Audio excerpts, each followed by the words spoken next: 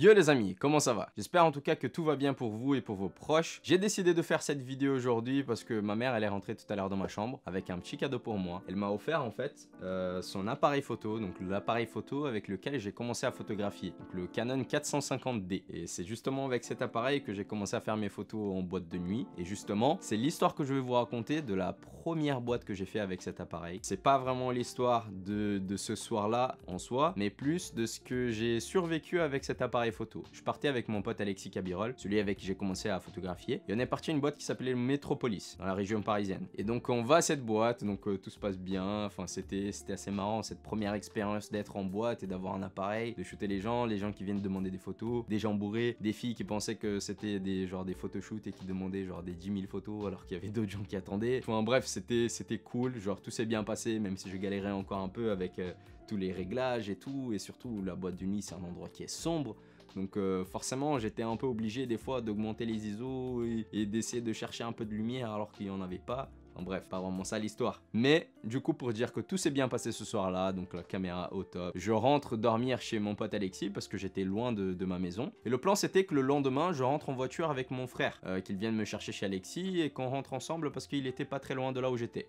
Et donc le lendemain matin, mon frère il est parti me chercher chez Alexis pour qu'on puisse rentrer à la maison. Donc on était en chemin et je me rappelle que j'avais l'appareil photo avec moi, donc il était sur mes genoux dans ce petit sac là. Donc j'avais mon appareil photo comme ça avec moi, on était à 5 minutes d'arriver à la maison. On était à la dernière ligne droite, juste à côté de notre ville. Et je me rappelle qu'on était en fait dans une route au milieu des champs, et sauf que tout était coupé, il n'y avait pas enfin on avait une bonne visibilité, même si ce jour-là, il faisait super gris, il avait plu, enfin il y avait beaucoup de brouillard. Donc on était dans une ligne droite et je me rappelle de voir une voiture arriver donc sur la route perpendiculaire comme ça. Donc je le voyais au loin, c'était une voiture grise et il n'avait pas ses phares allumés. À cette époque-là, je n'avais pas encore mon permis, mais j'avais trop l'habitude de dire à mon frère ouais fais attention, il y a ci, il y a ça, fais attention le feu rouge, enfin, des trucs bêtes. Et je me rappelle l'avoir dit un truc en mode ouais fais gaffe, il y a la voiture ou un truc comme ça, tu vois. Et pour moi, mon frère, il m'avait écouté, mais il m'avait rien dit. Et donc, on se rapproche comme ça. Donc, nous, on avait un stop. Donc, mon frère, il commence à ralentir, il y avait le stop. Parce que, pour moi, donc à ce moment-là, il avait vu la voiture, enfin, donc il allait s'arrêter. Et donc, la voiture qui arrivait, mon frère qui arrive comme ça, qui arrive. Et au moment, donc, il arrive au stop. En fait, il n'avait pas vu la voiture. Et donc, il traverse.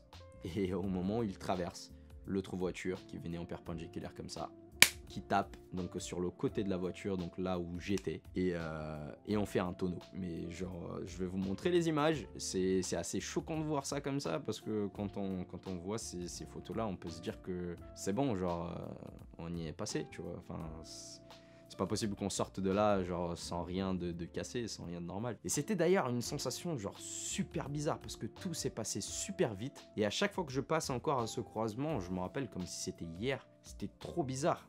C'était tout trop rapide. Je me rappelle, j'avais juste gueulé un truc, je sais plus quoi. J'avais dit Pépé. Mon frère il s'appelle Luis Pedro, mais je l'appelle Pépé. Et j'avais dit Pépé, je sais pas, attention, un truc. Mais tout s'est passé super vite. Donc la voiture elle tape sur notre côté, et justement en fait pendant que la voiture elle se retournait, parce que du coup donc nous on était comme ça, la voiture elle a tapé ici, quand elle a tapé ici, notre voiture elle s'est retournée comme ça, et la voiture du gars aussi s'est retournée par dessus la nôtre, et elle est tombée en fait sur les fossés comme ça juste à côté de la route. Et donc à ce moment là je comprends rien, tout s'est passé super vite. Je sentais juste que j'avais la ceinture qui était super forte comme ça, qui me pressait comme ça. Je comprenais pas pourquoi, mais en fait c'est parce qu'on était à l'envers, mais je me rendais pas compte qu'on était à l'envers. J'étais un peu assommé, bizarre, je sais pas. Et là j'arrivais pas à enlever la ceinture, mon frère il arrive à enlever sa ceinture, et là quand il enlève ma ceinture, en fait je tombe.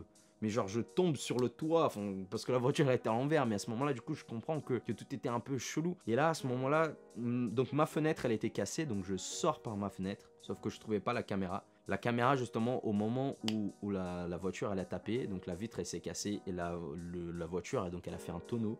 Donc ce petit sac-là, avec cette caméra dedans et un objectif, en fait, ils sont partis. Mais en fait, ce sac-là, c'est pas vraiment un sac d'appareil photo.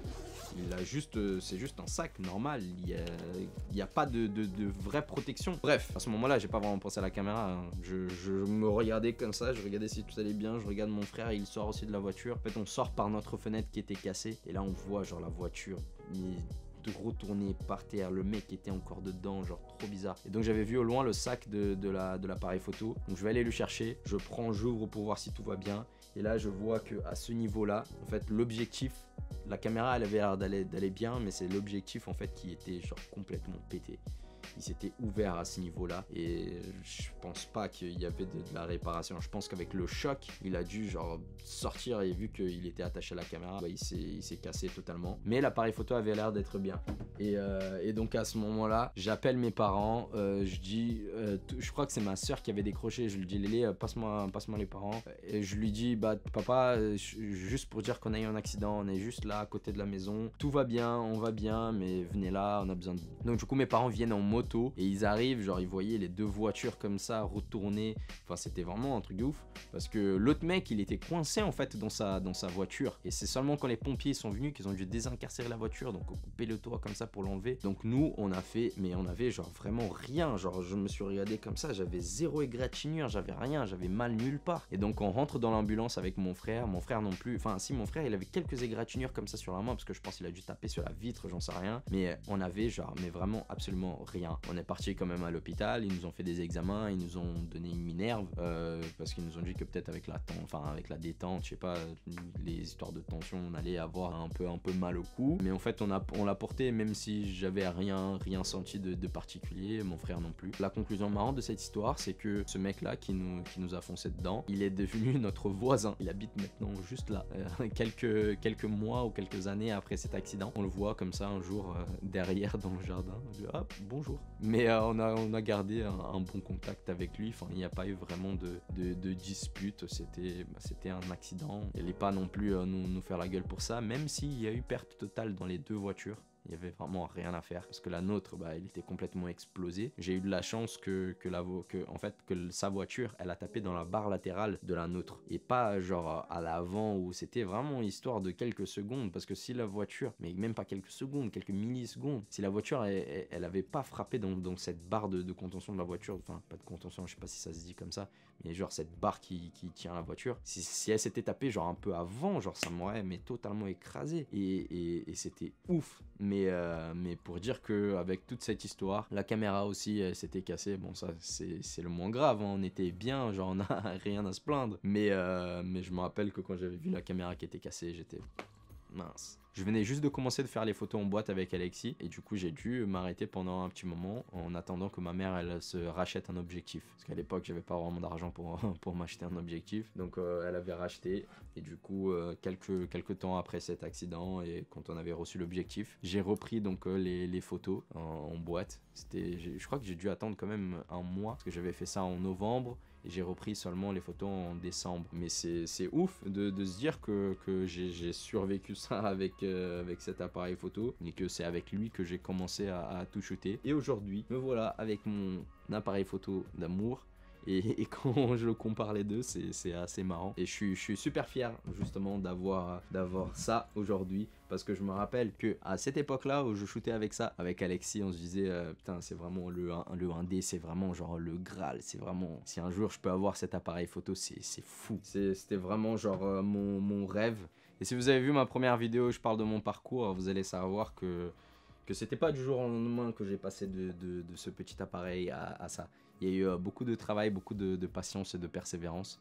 Et aujourd'hui, je peux être que reconnaissant et content et fier de tout ça. Et là, j'ai qu'une envie, c'est de pouvoir vous passer en fait tout ce savoir que j'ai accumulé entre cet appareil et celui-là et pouvoir vous partager non seulement des histoires mais aussi mes connaissances comme vous avez pu le voir dans les 3 vidéos sur les épisodes des bases de la photo qui m'ont fait d'ailleurs très plaisir de les faire et j'ai vu par vos retours que ça vous a fait plaisir aussi donc je suis trop content. Donc j'ai fait cette vidéo avant de poster la vidéo sur la pratique parce que voilà c'était spontané, je voulais vous raconter ça mais la vidéo sur la pratique arrive très vite. Je suis en train de finir de l'écrire et je vais commencer à la tourner ce week-end. Donc voilà les amis, c'est tout pour aujourd'hui, je voulais juste vous raconter cette histoire.